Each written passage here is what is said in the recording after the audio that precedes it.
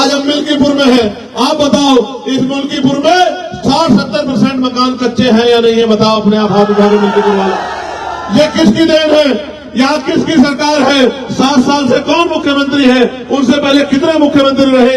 आप ये बताओ, जिन्होंने आजादी के 75 साल बाद भी आपके कच्चे मकान नहीं देखे, आपका भूखा पेट नहीं देखा, बेरोजगारी से आपको तड़पते नहीं देखा, रोटी के लिए मोहताज नहीं दिखा, बिना इलाज और पैसे की कमी कारण मरते नहीं देखा, उनको क्या फर्क पड़ता है कि आप जियो या मरो? यहाँ चुनाव हो रहा है, सारी पार्टियां लड़ रही है, वो भी लड़ रही जिनकी सरकार है और जिनके पहले एमएलए थे वो भी लड़ रहे हैं, लेकिन आप कहाँ हो भीड़ में? कभी कोई जीतता है, कभी कोई जीतता। आप कब जीते?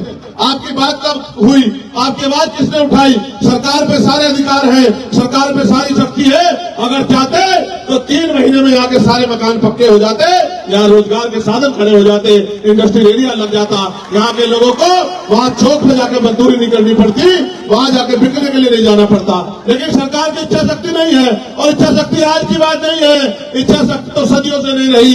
अगर सदियों से इच्छा शक्ति रही होती तो इस देश में बाबा साहब अम्बेडकर को अपनी पार्टी नहीं बनानी पड़ती। इस देश में तमाम पार्टियों के होते, बाबा साहब अम्बेडकर ने अपनी पार्टी बनाई और पार्टी बनाकर समाज को संदेश दिया कि जिनका दल होता है उनमें बल होता है, और जिनमें बल होता है उनकी समस्याओं का हल होता है। अगर आप अपनी समस्या का हल चाहते हैं तो आपको अपना दल और अपना बल बनाना पड़ेगा। दल बनके तैयार है, नगीना के लोगों ने दल में ताकत भी झोंक दी है। इस बार बारी मिल्कीपुर की है, मिल्कीपुर वाले भी इस बार ताकत झोंक दो, फिर आप देखना जिस तरह पार्लियामेंट में चंद्रशेखर आजाद आपकी आवाज उठाते हैं, उसी तरह लखनऊ की विधानसभा में सूरज चौधरी दहाड़ के आपके क्षेत्रों के लिए लड़ने का काम करेंगे। इस क्षेत्र में न सड़कें अच्छी, न बिजली पानी की व्यवस्था अच्छी, न कोई पूछने वाला है, और जिस तरह से निजीकरण हो रहा है, मुझे नहीं लगता कि अगले 10 साल बाद कोई सरकारी नौकरी भी रहेगी। 400-500 रुपए की मेहनत मजदूरी करके आप मुख्य धारा में नहीं जुड़ सकते हो। मेरे लोगों जो मजदूरी कर रहे हैं उनको देख लो, घर बनाने में उनके जूते खिंच गए हैं। मुख्य धारा में जुड़ने के लिए आपको रोजगार चाहिए, पक्की नौकरी चाहिए, आपको लोन भी मिलना चाहिए जिससे आप उद्योग धंधे लगा सको, आपको अच्छी शिक्षा मिलनी चाहिए, अच्छा हेल्थ सिस्टम यहाँ बनना चाहिए। लेकिन मैं जानता हूँ ये सरकार समझती है कि अगर हेल्थ सिस्टम अच्छा हुआ तो ये जो प्राइवेट हॉस्पिटल है, यहाँ जो महंगा इलाज हो रहा है, वो इलाज कोई नहीं लेगा। जब सरकारी अस्पताल में अच्छा इलाज आ जाएगा तो लोगों की जेब कैसे काटोगे? एक तो महंगाई का दौर, ऊपर से बड़े प्राइवेट स्कूल। गरीब तो जाता सरकारी स्कूल में जहाँ पढ़ाई के नाम पे खाना पूर्ति है, और अमीर जाता है प्राइवेट स्कूल में जहाँ अच्छी पढ़ाई हो रही है। यानी कि गरीबों के आगे बढ़ने के सारे रास्ते सरकार बंद कर रही है, और आरक्षण की बात रोज करते रहते हैं। क्या करेंगे आरक्षण का जब पक्की नौकरी नहीं होगी? क्या करेंगे आरक्षण का जब सरकारी नौकरी नहीं होगी? आज तो पिछड़े वर्ग के लोग, बहुत बड़ी आबादी यहाँ रहती है, पिछड़े वर्ग के लोग अपने दिल पे हाथ रख के पूछे कि इन सरकारों ने आपको क्या दिया है? जिनकी 52% आबादी थी उनको 52% हिस्सेदारी मिलनी चाहिए थी। 52% आबादी को 12, 14, 15% हिस्सेदारी भी सही तरह नहीं मिल रही, और कोई पूछने वाला नहीं है।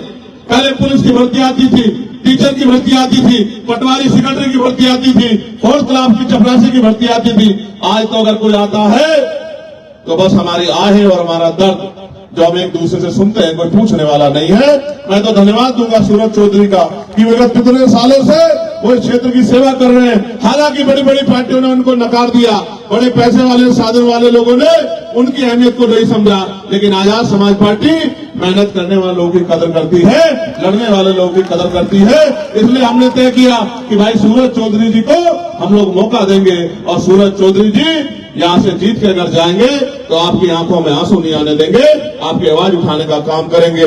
मैं जो आपसे कह रहा था, जब मैंने इस बार तुम पे कुछ बात कही थी तो मेरी बात को इधर उधर किया गया, लेकिन आप तो महामंडलेश्वर बोल रहे हैं कि प्रशासन के निकम्मेपन की वजह से, सरकार के निकम्मेपन की वजह से ये घटनाएं हुई है। आज सरकार के पास उनका जवाब है। मैंने तो कहा था मन चंगा तो कटौती में गंगा, यानी कि जिसका मन साफ सुथरा है उसे कहीं जाने की जरूरत नहीं है। लेकिन आप बताओ, आप तो नारा देके बुला रहे थे कि आ जाओ अमृत वर्षा हो रही है, लेकिन जब ये गरीब अमृत वर्षा में गए तो इनकी जान की रक्षा भी नहीं कर पाए। मैं मीडिया के माध्यम से कहना चाहता हूँ, ये हत्याएं हैं और इनकी हत्या का दोषी सरकार है, मुख्यमंत्री है। मुख्यमंत्री को जवाब देना चाहिए कि उनके कुप्रबंधन की वजह से इतने लोगों की जान गई। तो आए तो इस पाप धोने थे, पुण्य कमाने थे, लेकिन वो इस लायक भी नहीं कि अपने बच्चों में चले जाएं। किसी की बच्ची चली गई, किसी की मां चली गई, किसी का बेटा चला गया, और सब लोग मिलके आज गरीबों की लाशों में हंस रहे हैं। इसलिए मैं आपसे कहना चाहता हूं, ये सरकार सबको दे सकती है, लेकिन आपको इज्जत की जिंदगी नहीं दे सकती है। ये सरकार वादे करती है, 2022 में कहा किसानों की आय दुगनी कर देंगे, फिर कहा सिलेंडर 500 का दे देंगे, फिर कहा इतनी नौकरी दे देंगे। अगर मैं याद गलत नहीं हूं तो अभी प्रयागराज में यूपीएससी के बाद कितने बच्चे आंदोलन कर रहे थे, 4 दिन तक एक नौकरी नहीं दी मुख्यमंत्री ने। और जो भर्तियां थी 69,000 शिक्षक भर्ती का घोटाला, 20,000 पदों पर दलित पिछड़े वर्ग के बच्चों का अधिकार छीनने का काम इस सरकार ने किया। पटवारी की भर्ती में घोटाला, पुलिस की भर्ती में घोटाला, कोई पूछने वाला नहीं है। जिन गरीबों पर आज तक मकान नहीं पहुंचे उनकी हालत कैसी होगी, वो अपनी बच्चों की सम्मान की रक्षा कैसे करते होंगे। जिनका रोजगार नहीं पहुंचा वो खाते क्या होंगे और वो अपने घर को चलाते कैसे होंगे। क्या गरीब हमेशा गरीब रहेगा? क्या गरीब हमेशा अपमानित होता रहेगा? क्या इन गरीबों के लिए जिनकी आवाज उठाने वाला कोई नहीं है? ये आवाज उठाने में कहीं ना कहीं चूक हमारी भी है, क्योंकि बाबा साहब अम्बेडकर तो अपने 4 बच्चों को कुर्बानी देके हमें वोट का अधिकार देके गए थे नहीं गए थे? ये वोट का अधिकार तो है कि राजा महाराजा बड़े बड़े कुर्ते वाले पैसे वाले आपकी गलियों में आ रहे होंगे, नहीं आ रहे होंगे? आ रहे होंगे, नहीं आ रहे होंगे? ये सोचो, अगर ये वोट का अधिकार नहीं होता, ये आपकी शक्लें नहीं देखते, आपकी बस्तियां नहीं देखते। हाल जाके देखो, निकासी नहीं है। हाल जाके देखो, गड्ढे बने हुए सड़कों में। अभी मेरी लोकसभा में देखा था, नहीं देखा था? जब अधिकारियों को मैंने गाले में बुला के दिखाया कि देखो क्या हाल है, याद है नहीं याद है? आप सोचो, जब आप में मजबूत नेता होगा तो आपकी सुनवाई होगी। मैं यहाँ बहुजन समाज के लोगों से कहना चाहता हूँ, आपने सबको मौका दिया है, एक मौका सूरज चौधरी को भी दो। भाई सूरज के हाथों को मजबूत करो, 5 तारीख को केतली का बटन दबाओ, फिर आप देखना कि 100 एमएलए वाली पार्टियां पीछे रह जाएंगी और अकेले एमएलए वाली पार्टी आजाद समाज पार्टी पूरे प्रदेश में घूमती नजर आएगी। हर आदमी की आवाज बनेगा हमारा भाई सूरज। मैं आपसे अपील करता हूं और आपके साथ साथ अपने नेताओं से अपील करता हूं कि अगले 5-6 दिन सोना मत, ये आपकी परीक्षा है, आपकी मेहनत की परीक्षा है। मैं आपसे कहना चाहता हूं, आपने बहुत लंबे समय सेवा की है, संघर्ष किया है, उस संघर्ष को आयाम पे पहुंचाने का अवसर आ गया है। दिन रात मेहनत करो और आपका मुकाबला उनसे है जो बहुत बड़े पैसे वाले हैं, धन्ना सेठ है, जिनकी बड़ी बड़ी लेगेसी है। मगर याद रखना, काशीराम साहब कहते थे, तमन्ना अगर सच्ची हो तो रास्ते 1000 होते हैं और तमन्ना अगर झूठी हो तो बहाने 1000 होते हैं। अगर आपकी तमन्ना सच्ची है, आपका लक्ष्य सच्चा है, आपने ठान लिया है, तो कोई आपको नहीं रोक सकता। इसलिए मैं आपसे कहना चाहता हूं कि आपको मैं आपको भी पिछली बार कह के गया था, मिल्कीपुर वालों, आज फिर कह रहा हूं, जेब में फोन है, क्षेत्र में रिश्तेदारी है, 8 घंटे पेट को भरने के लिए 8 घंटे काम करते हो, मेहनत मजदूरी करते हो, और फिर ये सोचते हो कोई आपकी लड़ाई लड़े। लेकिन अपनी इज्जत की जिंदगी के लिए, सुख सुविधाओं के लिए, अच्छी पॉलिसियों के लिए 1 घंटा रोज आप भी सूरज चौधरी बनकर काम करो। फोन उठाओ, रिश्तेदारियों में फोन करो, दोस्तों को फोन करो, घर से निकलो, अपनी बस्तियों में जाओ, लोगों से अपील करो, उनसे कहो कि बटन केतली का दबाओ और अपनी किस्मत को जगाओ, अपने अंधेरे को हटाओ और रोशनी की किरण लाओ और केतली का बटन दबाओ। अगर आपने जिम्मेदारी समझ ली और आपने जिम्मेदारी समझ के काम कर दिया तो मैं लिख के देता हूं कि भाई सूरज चौधरी बहुत अच्छे मतों से जीतेंगे। लेकिन वो तब तक जो है मजबूरी में लंबे समय तक इधर उधर काम कर रहे थे, लेकिन अब वो अपने घर में आ गए हैं। और माननीय काशीराम साहब कहते थे कि दूसरों के महलों से अच्छी होती है अपनी झोपड़ी। बताओ इनकी मदद करोगे नहीं करोगे? बताओ इस उत्तर प्रदेश को, इस सरकार से जिसने सरकार ने गरीबों के हक छीने, उससे मुक्ति दिलाओगे नहीं दिलाओगे? क्या यहां से अपनी आवाज मजबूत कर दोगे नहीं कर दोगे? तो आज के बाद अपने आप सूरज चौधरी बन के काम करोगे नहीं करोगे? लोगों को घरों में जाके जगाओगे नहीं जगाओगे? लोगों को अपना निशान बताओगे नहीं बताओगे? इस लड़ाई को आगे बढ़ाओगे नहीं बढ़ाओगे? ये आपके हाथ में है कि अगले 2.5 साल जो उत्तर प्रदेश में 2 साल बचे वो कैसे होंगे, ये आपके हाथ में है। अगर आपने समझदारी दिखाई, आपने जिम्मेदारी दिखाई, आपने अपनी वोट का सही प्रयोग किया और अगले 4-5 दिन सूरज चौधरी बनकर मेहनत कर ली, तो मेरी बात को याद रखना कि टीवी की पट्टी पर चलेगा कि मिल्कीपुर वालों ने इतिहास रच दिया। एक गरीब के बेटे को जैसे नगीना ने सांसद बनाया था, ऐसे ही विधायक बना के असेंबली में भेज दिया। और आप याद रखना, नसीम साहब यहां बैठे हैं, जिस दिन आजाद समाज पार्टी का एमएलए विधानसभा में गूंजेगा, अच्छे अच्छों की नींद हराम हो जाएगी।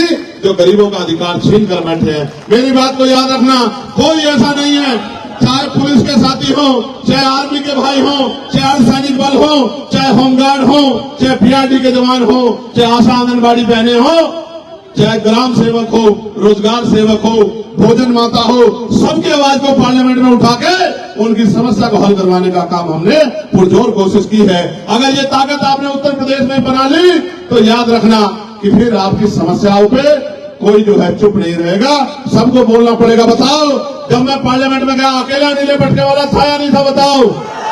और इस बार कितने नीले पटके वाले देखे आपने?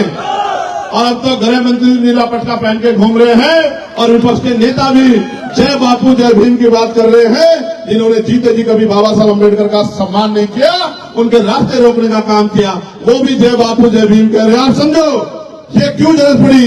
क्योंकि अम्बेडकरवादी आपका अपना भाई पार्लियामेंट में चला गया है। ऐसे ही जब ये जाएगा तो इधर का माहौल भी ऐसा हो जाएगा, यहाँ भी नीले पटके वाले आ जाएंगे, यहाँ से भी मानवता की बात होगी, यहाँ भी गरीबों की बात होगी। ये जो टैक्स के आधार पर गरीबों को लूटा जा रहा है, ये टैक्स बंद होगा।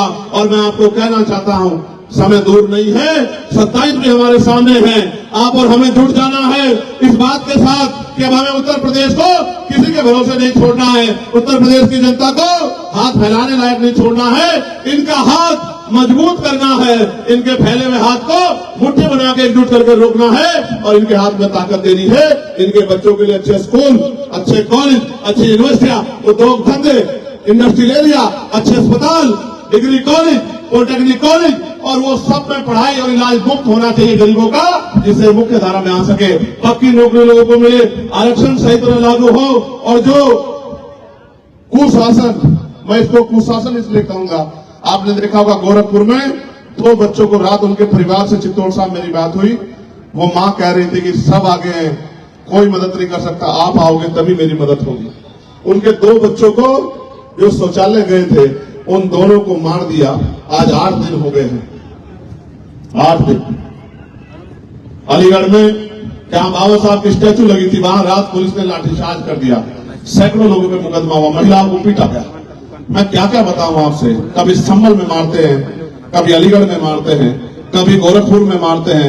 यहाँ जो भी अपनी बात उठाएगा, चाहे वो दलित हो, वो मुसलमान हो, वो पिछड़ा हो, वो गरीब हो, सामान्य जाति का भी हो, उन सबको लाठियों का शिकार होना पड़ता है। मैं आपसे कह रहा हूं, इस तानाशाही शक्ति को अगर कोई रोक सकता है तो ये नीले झंडे वाले रोक सकते हैं, इनके अलावा कोई नहीं रोक सकता। उसका कारण है क्योंकि नीले झंडे वाले जहां खड़े हो जाते हैं, एक कदम पीछे नहीं हटाते। इस बार मिल्कीपुर में इतिहास लिखने का मौका आप पे आ गया है। दिन रात एक करके मेहनत कर लो तो याद रखना, दिल खुश हो जाया करेगा जब सूरज चौधरी यहाँ के मुद्दों पे असेंबली में बोला करेगा, आवाज उठाया करेगा, आपके मन में खुशी हुआ करेगी कि हमारा वोट कामयाब हो गया। वरना ये जो शक्ति बाबा साहब ने दी है, जिसको चाहे कुर्सी में बिठा दो, जिसको चाहे पटक दो, इसका कोई फायदा नहीं होने वाला जब आपके बीच के लोग चुन के नहीं जाएंगे, आपके हमदर्द नहीं चुन के जाएंगे। मैं आप सबका यहाँ पहुंचने में बहुत बहुत धन्यवाद करता हूं।